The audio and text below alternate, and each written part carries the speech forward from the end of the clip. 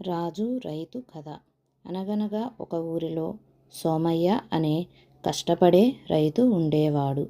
అతను ప్రతిరోజు పొలంలో రాత్రి పగలు అంతా పనిచేసి పంటలు పండించేవాడు.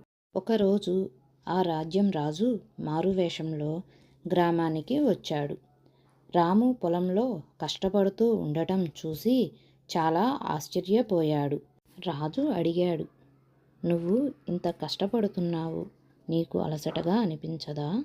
దానికి రాము నవ్వుతూ చెప్పాడు, "కష్టపడితేనే మంచి ఫలితం వస్తుంది. అదే నా ఆనందం" అని. రాజు అతని నిజాయితీ కష్టాన్ని చూసి చాలా సంతోషించి మరుసటి రోజు రాజభవనానికి పిలిపించి బహుమతి ఇచ్చాడు. రాము ఆ బహుమతిలో కొంత భాగాన్ని పేదలకు పంచిపెట్టాడు. నీతి: కష్టపడే వారిని విజయం తప్పకుండా వరిస్తుంది. ఇలాంటి మరిన్ని వీడియోల కోసం like, share and subscribe to my channel చిన్నారి కథలు.